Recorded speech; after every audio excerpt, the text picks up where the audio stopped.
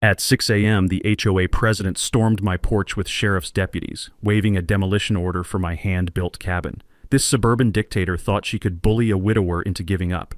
But she didn't know my property sits on federal forest land. What happened next destroyed her reputation across 3 counties.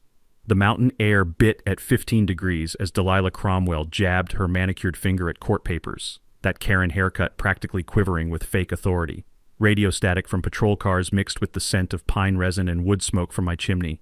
She'd spent months terrorizing neighbors with bogus violations and threats. Big mistake picking on this retired Air Force logistics officer. I took a slow sip of coffee and pulled out my federal documents. Before you embarrass yourself further, you might want to see who actually owns this land. Her confident smirk melted like snow in July. What would you do if your HOA tried to demolish your dream home? Drop your state, let's expose where these neighborhood tyrants are running wild. Let me back up and tell you how this whole mess started. My name's Jake Blackwood, and 3 years ago, I lost my wife Sarah to cancer. We'd always dreamed of building a cabin in the Colorado mountains where her grandfather used to take us hiking. After the funeral, I couldn't stand staying in our suburban house with all those memories, so I finally made that dream happen. I inherited 2 acres from my own grandfather. Remote, beautiful land at 8,500 feet elevation, surrounded by towering pines and absolute silence. The kind of place where you can actually hear your own thoughts without some neighbor's leaf blower drowning them out. As a retired Air Force logistics officer, I knew how to follow rules, so I spent months getting every permit, survey, and approval stamp the county required. Built that cabin with my own hands as grief therapy, board by board, nail by nail. The structure's modest, 1,200 square feet with a metal roof, solar panels, and a composting toilet system that would make an environmental engineer weep with joy. My German Shepherd mix Ranger and I live peacefully up there, chopping wood, reading books, and slowly healing from the worst chapter of our lives. Then along came Linda Cromwell, like a suburban plague in designer boots. She moved to our area 18 months ago from Denver, driving a white Escalade with realtor vanity plates that somehow always stayed spotless despite our dirt roads. You know the type, the kind of person who probably Windexes her car daily and considers anything built before 2010 a tear-down opportunity. Within weeks, she'd elbowed her way onto the HOA board and immediately began improving community standards. I'm talking about a woman who measures grass height with an actual ruler and takes photos of trash cans left out past pickup day like she's documenting war crimes. The smell of her expensive perfume would hit you before she did. Always overdressed for mountain living in stiletto boots that clicked against stone pathways like a metronome of annoyance. Her blonde highlights were always perfectly maintained, requiring bi-weekly trips to some fancy Denver salon that probably charged more than most people's mortgage payments. Linda targeted me because my rustic lifestyle supposedly hurt property values. Never mind that my nearest neighbor lived 300 yards away through thick forest. She'd drive up unannounced with her clipboard and camera, documenting everything from my firewood stack to Ranger's water bowl like she was building a case for the United Nations. The first confrontation happened on a crisp October morning, when aspen leaves crunched underfoot and wood smoke drifted from chimneys across the valley. She marched up wearing a cream-colored coat that probably cost more than my truck, clipboard clutched like a weapon. "Mr. Blackwood, your structure violates multiple HOA architectural standards," she announced, snapping photos of my solar panels like they were some kind of environmental terrorism. I pointed out the obvious. "Ma'am, I never signed any HOA documents. This property's been in my family since 1987. Her laugh could have stripped paint. "All properties in this subdivision are grandfathered into the association. You'll need to submit architectural review applications and pay the associated fees." "How much are we talking about?" $500 for the initial review, then whatever compliance costs are necessary." She gestured dismissively at my rain collection barrels. "Those eyesores will definitely have to go." That's when I learned she'd been conducting a whisper campaign, telling neighbors I was a problem resident who refused to maintain community standards. Several folks who used to wave when I drove past now suddenly found their driveways fascinating whenever I appeared. That evening, I spread my grandfather's original property deed across my kitchen table under lamplight, comparing it to Linda's HOA boundary maps. The rough texture of those yellowed documents felt like holding pieces of family history, back when neighbors actually talked to each other instead of measuring compliance violations. Something was seriously wrong with these boundaries. My grandfather's iron survey markers were still standing exactly where they'd been driven decades ago. but according to Linda's territorial claims, those markers should have been 50 feet south. I called the county recorder's office the next morning. Bob, the county clerk who'd been there since forever, confirmed my suspicions. "There's been a mapping discrepancy on your plot for years, son. Just never had reason to dig into it." That conversation planted a seed that would eventually grow into Linda's worst nightmare. 2 weeks later, Linda cranked up the pressure like she was trying to extract oil from my property. A certified letter arrived with my morning coffee, thick as a small-town phone book and about as welcome as a rattlesnake in a sleeping bag.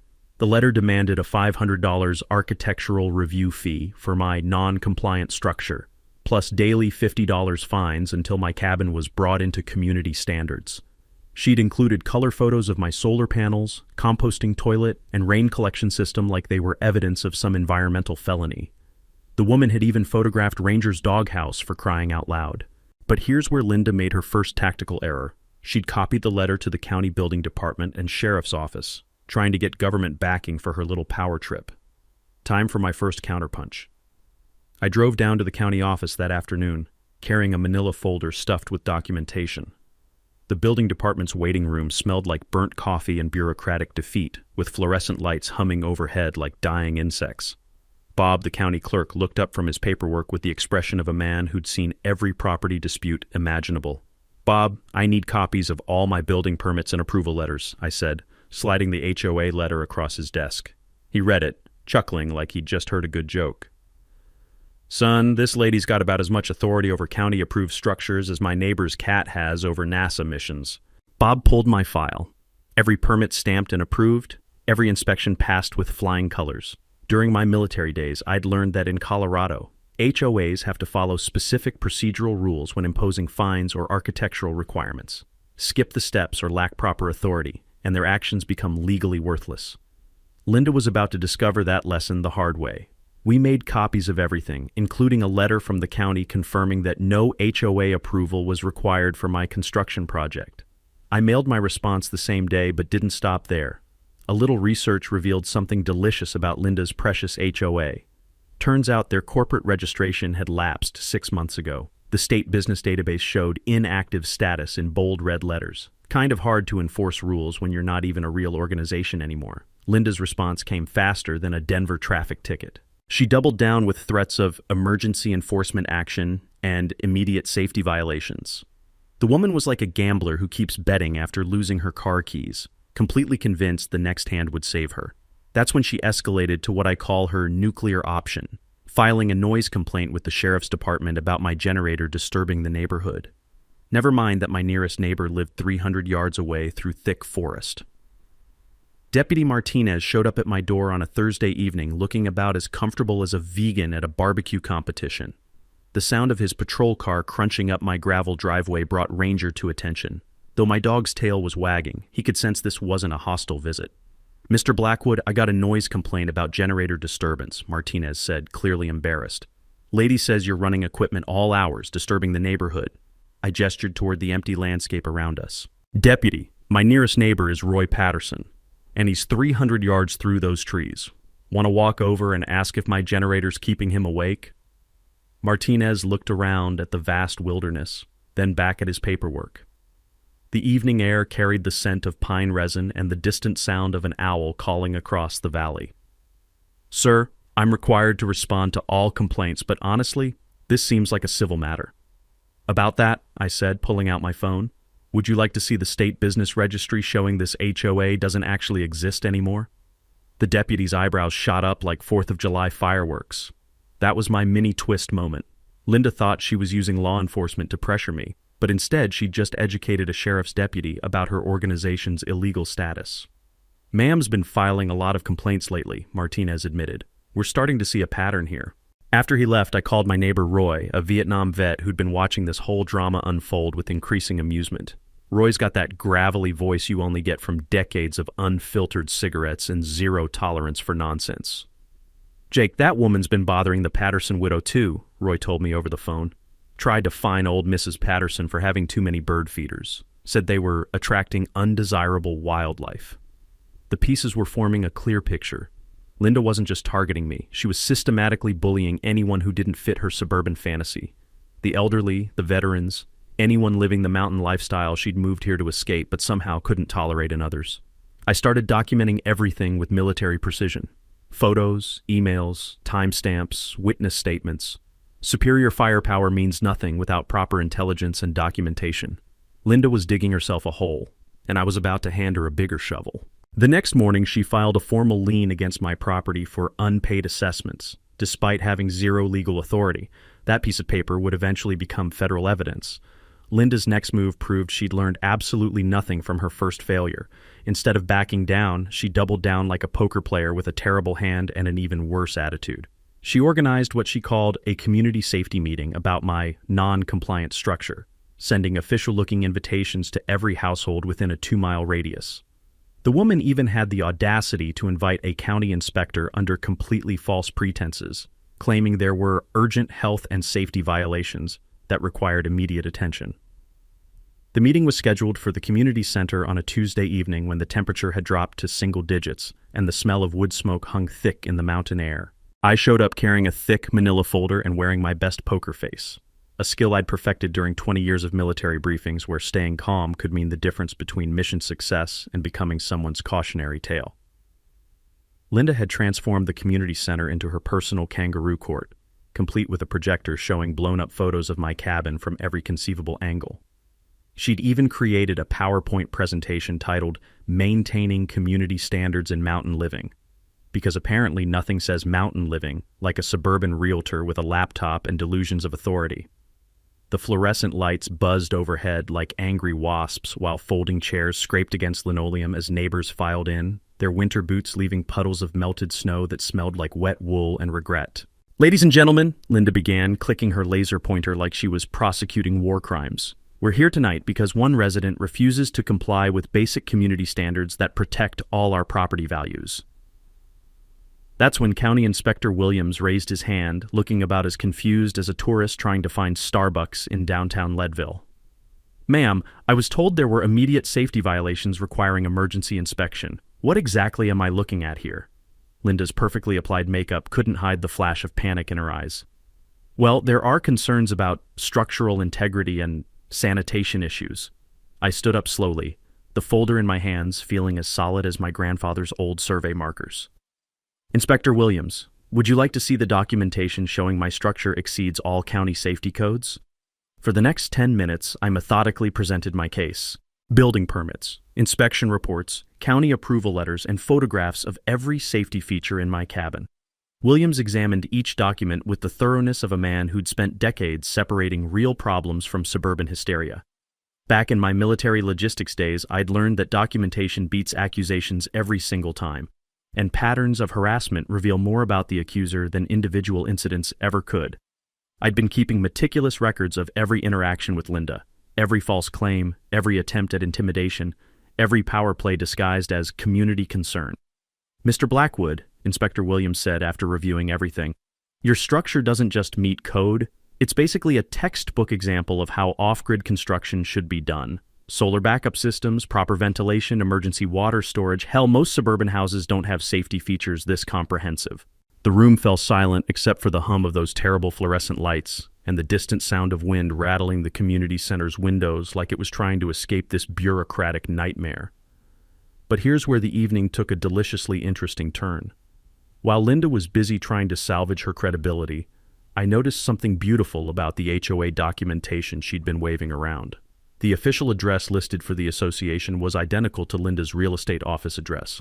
Talk about a conflict of interest so obvious it needed its own zip code. I'd done some homework before the meeting and discovered that Linda had used this exact same playbook on 3 other families in the past year. Elderly widow Mrs. Patterson, forced to remove her excessive bird feeders. The Johnson family, pressured to sell after bogus architectural violations. Roy's neighbor, harassed until he moved his perfectly legal RV. Every single case involved longtime residents who lived simply and didn't fit Linda's vision of suburban perfection. And in every case, Linda had magically appeared with potential buyers shortly after the harassment began. "Excuse me," I said, standing again. "Before we adjourn, I'd like the community to know about some interesting patterns I've discovered in HOA enforcement practices." Linda's face went white faster than fresh powder on a ski slope. "That's not relevant to tonight's discussion." Actually, it's completely relevant, I continued, pulling out a timeline I'd prepared. Mrs. Patterson harassed about bird feeders until she considered selling.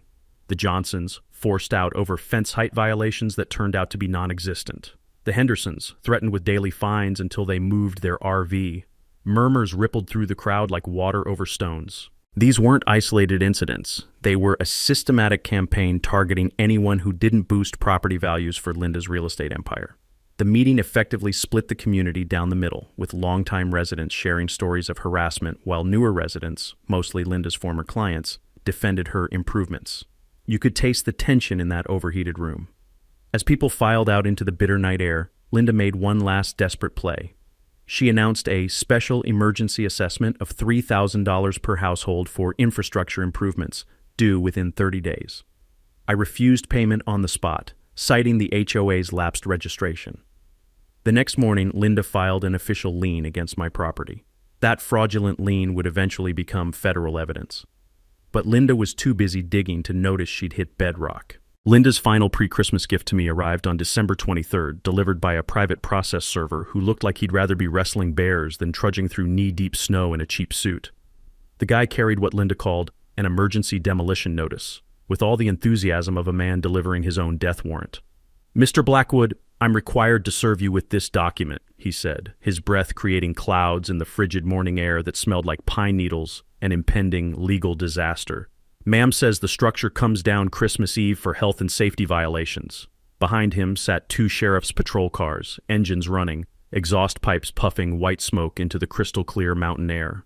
Linda had somehow convinced Deputies Martinez and Thompson to provide enforcement support for what she was calling an emergency action under the HOA's health and safety provisions. Because nothing says Christmas spirit like trying to make a widower homeless on December 24th. I accepted the papers while Ranger growled low in his throat. My dog's always been an excellent judge of character. The demolition notice was impressive in its complete lack of legal authority, demanding I tear down my cabin within 24 hours or face immediate enforcement action by county authorities. "Gentlemen," I said to the deputies, pulling out my phone and hitting record, "before we proceed, I want to make sure everyone understands the legal situation here." Martinez shifted uncomfortably, his radio crackling with dispatch calls about actual crimes happening elsewhere in the county. "Sir, we're just here for civil standby. This is between you and your HOA.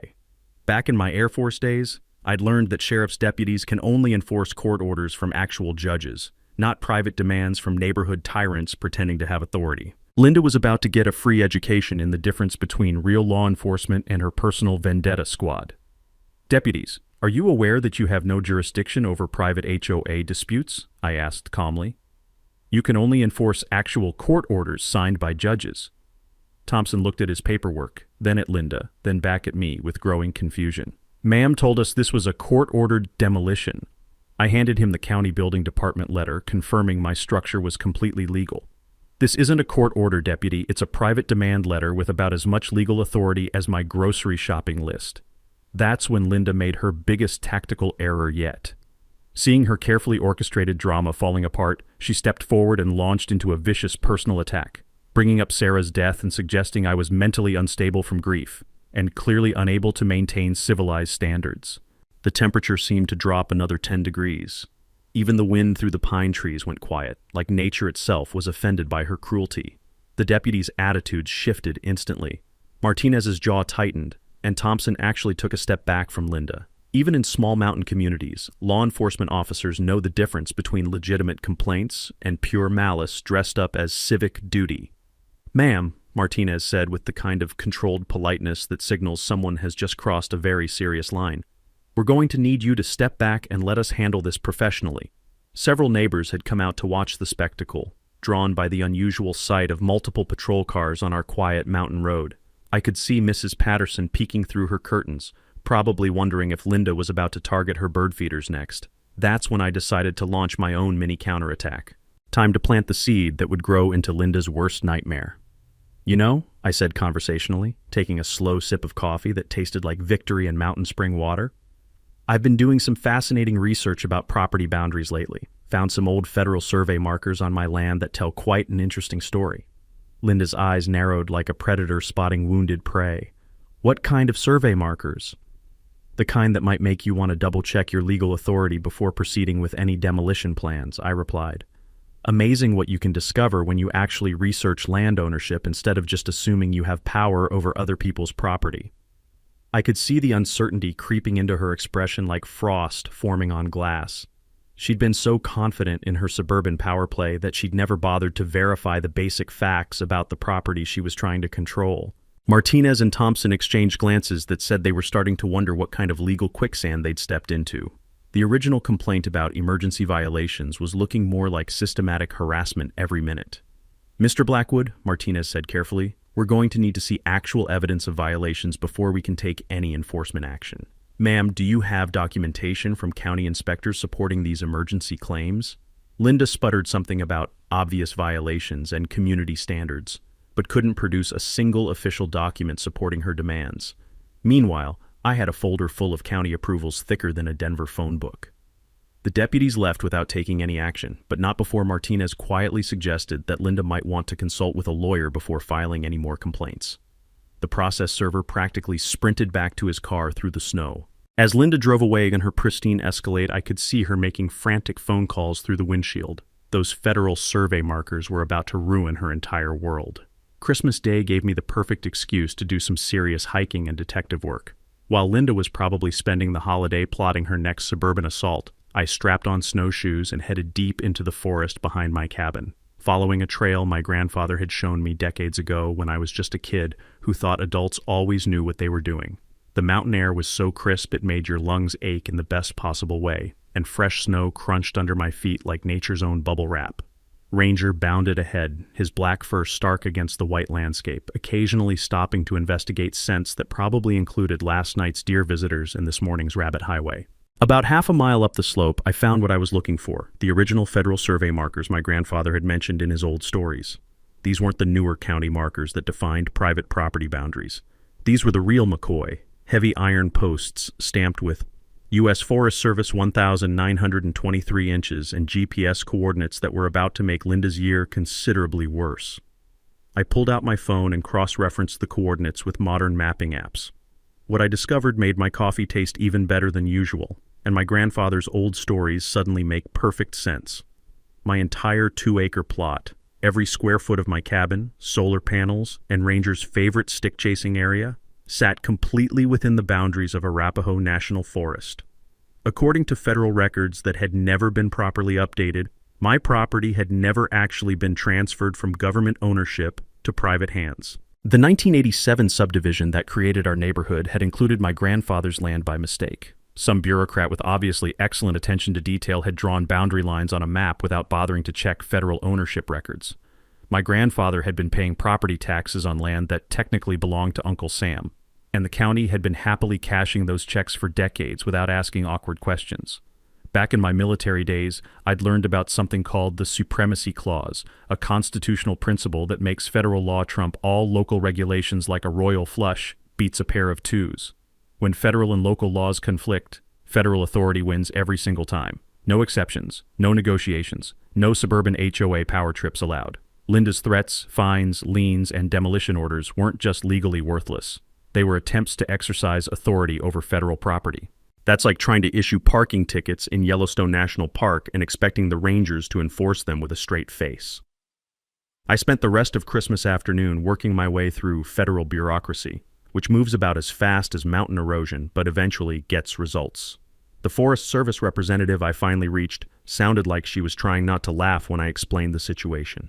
"Mr. Blackwood, if your property is indeed within federal boundaries, then no local HOA has any jurisdiction whatsoever. You'd be governed by federal land use regulations, which are considerably more lenient for existing structures than most suburban covenants." The implications hit me like an avalanche of pure, concentrated justice. Linda's entire campaign of harassment had been based on a fundamental misunderstanding of who actually owned what. Every threat, every fine, every attempt at intimidation had been directed at property she had absolutely no authority to control. Better yet, her fraudulent liens and false claims against federal property could constitute wire fraud, a federal crime that makes the FBI very interested in suburban tyrants who think they're above the law. Linda hadn't just picked a fight with the wrong veteran. She'd accidentally declared war on the United States government. I requested an expedited federal survey to confirm the boundaries, which they agreed to conduct after New Year's. The surveyor mentioned that once federal ownership was confirmed, all relevant parties would need to be notified, including anyone who had filed false claims against the property. That meant Linda would soon discover that her suburban empire had just crashed headfirst into federal authority at about 90 miles per hour. The woman who'd spent months trying to demolish my cabin was about to learn she'd been threatening to destroy government property. This was going to be fun. The week between Christmas and New Year's turned into the most productive planning session of my life, fueled by endless pots of coffee and the satisfying knowledge that Linda had accidentally picked a fight with the United States government. You don't just walk into a legal gunfight. You make sure you've got the biggest gun and know exactly when to pull the trigger. My first call was to Roy, my Vietnam vet neighbor who'd been watching this whole drama unfold, with the detached amusement of someone who'd faced real enemies armed with actual weapons instead of clipboards and attitude problems. The smell of his pipe tobacco drifted across the snowy distance between our properties as we talked strategy over coffee that could strip paint. "Jake, that woman's been terrorizing half the neighborhood," Roy told me, his gravelly voice carrying decades of no-nonsense wisdom. Mrs. Patterson's scared to put out her bird feeders, and the Henderson family's talking about moving rather than deal with more harassment. Time somebody showed Linda what real consequences look like. Next, I contacted Katie Martinez, a reporter from the local newspaper who'd been covering HOA overreach stories across Colorado. Katie had that hungry look of a journalist who'd stumbled onto something bigger than routine suburban disputes, like a bloodhound catching the scent of a really good scandal. "Mr. Blackwood, if what you're telling me is accurate, this could be the biggest HOA scandal in state history," Katie said. I could practically hear her typing notes through the phone. "I'd like to be there when you make this revelation public." The real game changer came when I reached out to Bob at the county recorder's office. Turns out Bob had been quietly building his own file on Linda's activities, documenting every fraudulent lien and false claim she'd filed over the past year with the methodical patience of someone who'd been waiting for the right moment to strike back. "Son, I've been waiting for someone to challenge this woman properly," Bob confided over the phone. "She's been filing paperwork with about as much legal authority as my neighbor's golden retriever. Problem is, most folks don't know how to fight back against official-looking documents." Bob walked me through the research process that any property owner could use to protect themselves, knowledge I'd picked up during my military logistics training but refined through this experience. First, always order a professional property survey that includes historical boundary research. Most people assume their deed tells the whole story, but original survey markers often reveal discrepancies that can invalidate years of false claims, like finding out your neighborhood bully has been picking fights in someone else's backyard. Second, check your HOA's corporate registration status with the state. In Colorado, HOAs must maintain active corporate status to have legal authority, but about 30% have some kind of procedural violation that completely voids their power. They just hope nobody bothers to check the paperwork behind their intimidation tactics. Third, research federal land maps, especially in mountain areas where boundaries shift over time due to old surveying errors. The federal government maintains detailed ownership records that trump all local claims, but most people never think to check them until suburban tyrants start making threats. The Forest Service expedited my boundary survey, sending out a team that confirmed what Christmas Day had revealed. Every inch of my property sat within federal boundaries, making Linda's claims not just wrong, but potentially criminal. "Mr. Blackwood," the lead surveyor explained while showing me the official documentation, "when private entities file false claims against federal property, that crosses into wire fraud territory. The FBI gets very interested in people who think they can intimidate federal landowners."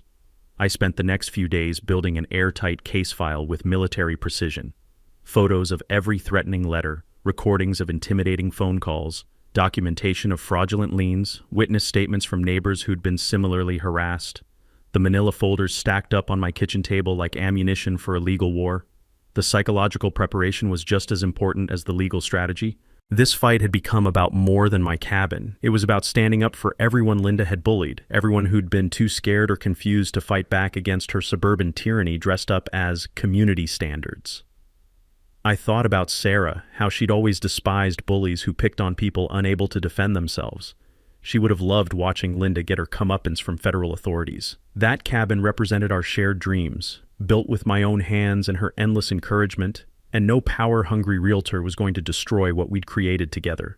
Ranger seemed to sense something big was coming, positioning himself between me and the road whenever cars approached, like a furry early warning system trained to detect incoming suburban nonsense.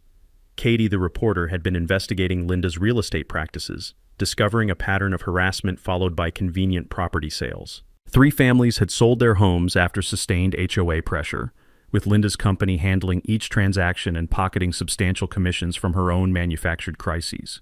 By New Year's Eve, everything was in place. Federal documentation, legal representation, media coverage, witness statements, and criminal referrals to federal investigators. Linda's next aggressive move would trigger the most spectacular public downfall in Colorado HOA history. She had no idea that her suburban empire was about to face an artillery barrage of federal authority, investigative journalism, and one very methodical veteran who'd finally run out of patience. Linda kicked off the new year like a woman who'd confused suburban HOA politics with actual warfare, apparently deciding that if legal intimidation wasn't working, it was time to escalate to behavior that would make a middle school bully cringe with embarrassment. Her first move was hiring what she generously called private security.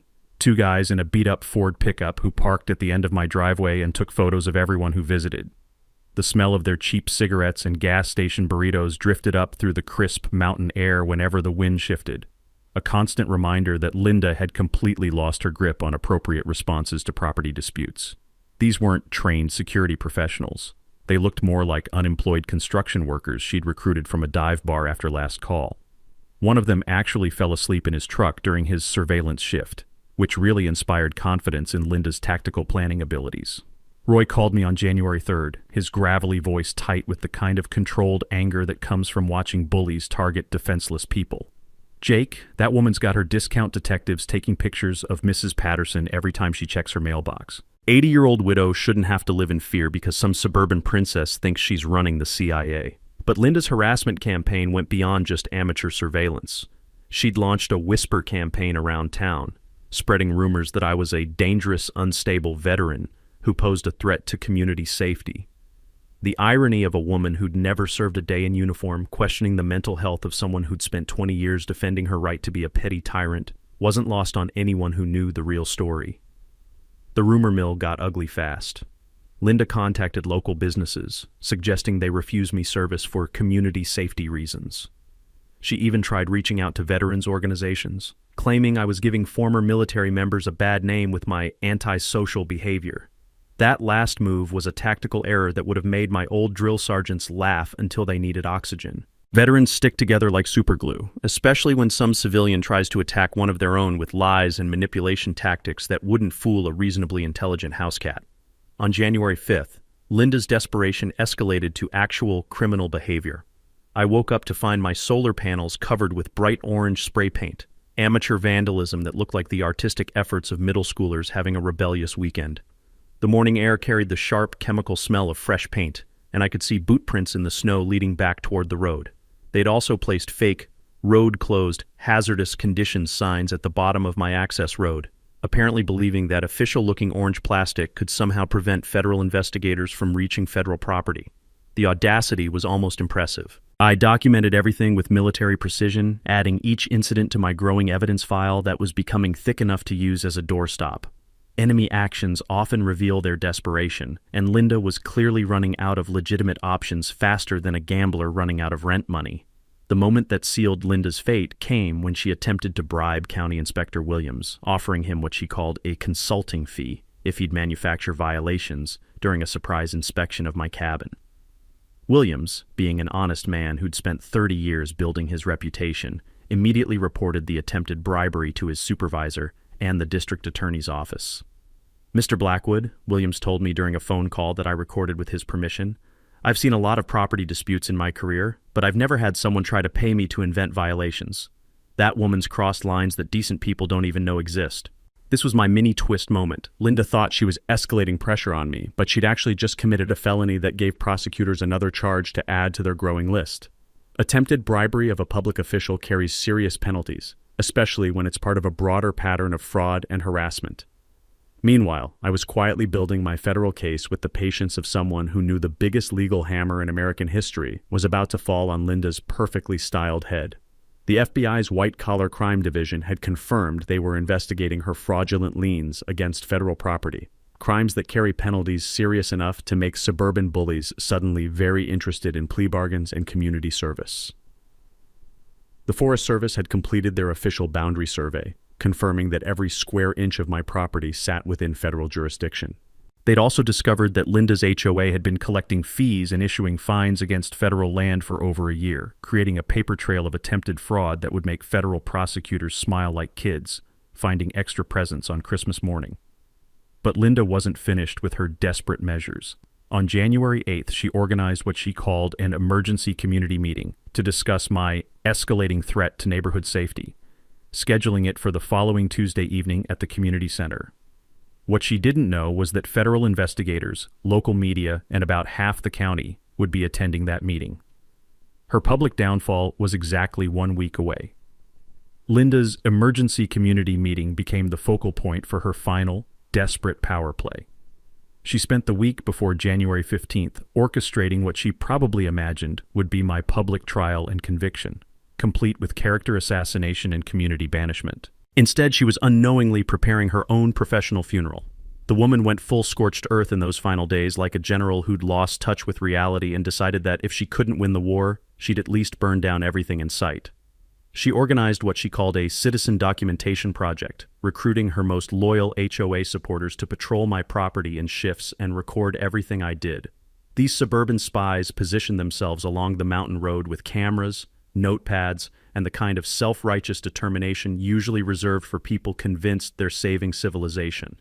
They documented when I took out my trash, when Ranger went for walks, when I chopped firewood, apparently believing that normal human activities constituted evidence of some unnamed crimes. The smell of their car exhaust mixed with coffee and fast food created a permanent cloud of amateur surveillance that drifted through our formerly peaceful mountain community. Roy called it the most pathetic stakeout in law enforcement history, and he'd seen some genuinely pathetic operations during his military service. Linda's smear campaign reached new levels of creative desperation. She created fake social media accounts to spread rumors about my dangerous behavior, posted anonymous flyers around town questioning my mental stability, and even attempted to contact my former military commanders to suggest I was having episodes related to combat stress. That last move demonstrated just how little Linda understood about military culture. Veterans don't abandon their own based on civilian gossip, especially when that gossip comes from someone who thinks measuring grass height constitutes public service. But Linda's masterstroke of stupidity came when she decided to escalate beyond harassment into what federal prosecutors would later classify as attempted extortion. She sent me a final ultimatum on January 12th, delivered by certified mail with copies to the sheriff's department, county building office, and local newspaper. The letter demanded I voluntarily demolish my cabin within 72 hours or face coordinated enforcement action by all relevant authorities. She claimed to have evidence of federal violations and threatened to pursue maximum penalties unless I complied with her demands. The document was beautifully incriminating, a written confession that Linda was attempting to use false federal claims to coerce me into destroying my own property. Federal investigators later told me they'd rarely seen such clear evidence of extortion delivered so conveniently. Linda had also made the tactical error of copying Katie the reporter on her ultimatum, apparently believing that media attention would pressure me into submission. Instead, Katie immediately contacted me to verify that Linda was threatening federal prosecution over property she didn't control, creating a paper trail that would become front-page news. Meanwhile, I was putting the finishing touches on Linda's legal destruction with methodical precision. The FBI had confirmed that filing fraudulent liens against federal property constituted wire fraud, conspiracy, and attempted theft of government assets. Each false document Linda had filed carried potential penalties that could result in years of federal prison time. The Forest Service had prepared their official findings, confirming that my property had been federal land since 1923 and that no private entity had any authority to regulate activities within the boundaries. They'd also discovered that Linda's HOA had been operating without proper registration for 8 months, making every fine and fee they'd collected technically theft. Federal prosecutors had built what they called an exceptionally strong case against Linda, with evidence including recorded phone calls, fraudulent documents, witness statements, and her own written admissions of attempted extortion. They were particularly interested in her systematic targeting of vulnerable residents, and her use of false federal claims to intimidate people into compliance. I spent the weekend before the community meeting coordinating final details with my team of allies. Katie had prepared an investigative report that would expose Linda's entire operation. Roy had gathered statements from 6 other families who'd been harassed by Linda's tactics. Bob at the county office had documented every fraudulent filing and procedural violation. The community was buzzing with anticipation. Word had spread that something big was going to happen at Tuesday's meeting, though most people assumed it would be Linda finally succeeding in forcing me out of the neighborhood. Local businesses were taking bets on how long my trial would last. Linda spent Monday making final preparations for what she clearly expected to be her moment of triumph. She rented additional chairs for the community center, hired a professional photographer to document the proceedings, and even contacted a process server to be standing by in case immediate enforcement action became necessary. The woman had transformed a simple property dispute into a federal criminal case, complete with wire fraud charges, extortion evidence, and enough documented harassment to keep prosecutors busy for months. She'd systematically violated federal law while creating a perfect paper trail of her own criminal behavior. Tuesday evening couldn't come fast enough. Linda had spent months digging her own legal grave, and now she was about to discover that she'd been using federal property as her burial site. The final showdown was 12 hours away. Tuesday evening, January 15th, arrived with the kind of crisp mountain air that makes everything feel sharper, more real. The community center parking lot filled up faster than a Black Friday sale, with cars crunching over packed snow and exhaust clouds mixing with the scent of pine trees and anticipation. Linda had transformed the community center into her personal courtroom, complete with a podium, professional lighting, and a projection screen that probably cost more than most people's monthly mortgage payments. She'd even hired what looked like a court reporter, apparently believing this suburban kangaroo trial would require official documentation. I arrived exactly on time, carrying a single manila folder and wearing the kind of calm expression that comes from knowing you're holding all the winning cards in a poker game where your opponent thinks they're playing checkers.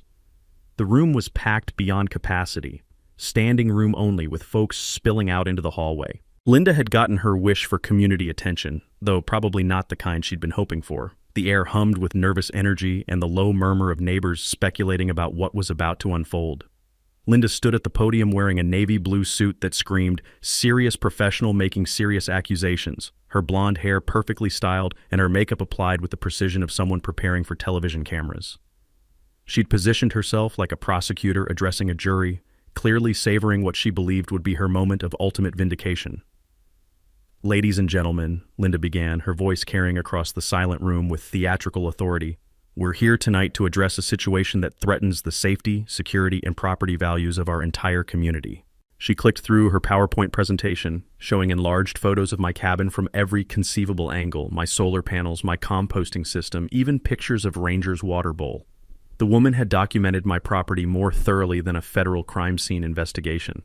"This individual," she continued, gesturing toward me with the kind of dramatic flair usually reserved for courtroom dramas, "has repeatedly refused to comply with basic community standards. He's demonstrated hostile behavior toward legitimate authority and poses an ongoing threat to neighborhood stability." The crowd murmured approval from her supporters while others shifted uncomfortably, sensing that something wasn't quite right about this whole theatrical production. "Furthermore," Linda announced with obvious relish, "I have evidence that his structure violates federal regulations, and I'm prepared to pursue maximum penalties to protect this community." That was my cue. I stood slowly, the manila folder feeling solid in my hands, and walked toward the podium with the measured pace of someone who'd spent 20 years dealing with actual authority figures rather than suburban pretenders. "Ma'am," I said, my voice carrying clearly through the suddenly silent room, "before you embarrass yourself any further, you might want to see what the United States Forest Service has to say about your authority here." Linda's confident smirk faltered like a car engine running out of gas. "What are you talking about?" I opened my folder and pulled out the official federal survey documents, holding them up for the entire room to see. My property sits entirely within the boundaries of Arapahoe National Forest. It's been federal land since 1923. The silence in that room was so complete you could have heard a snowflake hit the ground outside. Linda's face went through several shades of white before settling on a color that reminded me of old cottage cheese. "That means," I continued, enjoying every second of her dawning horror, that you've been filing fraudulent liens against federal property, attempting to extort compliance with regulations you have no authority to enforce, and harassing a federal landowner for over 6 months. That's when FBI Special Agent Rodriguez and Forest Service Investigator Williams stepped forward from the back of the room, their badges visible and their expressions serious enough to make a tax auditor look cheerful. "Miss Cromwell," Agent Rodriguez announced, "you're under arrest for wire fraud, attempted extortion, and filing false claims against federal property." The room erupted like a dam bursting. Linda's supporters sat in stunned silence while longtime residents began applauding. Camera flashes went off as Katie, the reporter, documented Linda's perp walk through a crowd of neighbors who'd watched her terrorize their community for months. "This is impossible," Linda sputtered as handcuffs clicked around her wrists. "I had legal authority. I was protecting property values." "Ma'am," Agent Rodriguez replied with professional courtesy, "you had about as much legal authority over federal land as you do over the Pentagon parking lot." As they led Linda out to the federal law enforcement vehicles waiting in the parking lot, I addressed the remaining crowd. "Folks, this was never about property standards or community safety. This was about a bully who thought she could intimidate people into submission. Federal law protects all of us from that kind of harassment." The applause that followed echoed through the mountain valley like thunder, carrying the sound of justice finally served and a community finally free from suburban tyranny. Linda's reign of HOA terror was officially over. The immediate aftermath of Linda's arrest felt like watching a dam burst in slow motion, except instead of water, it was months of pent-up neighborhood frustration finally flowing free.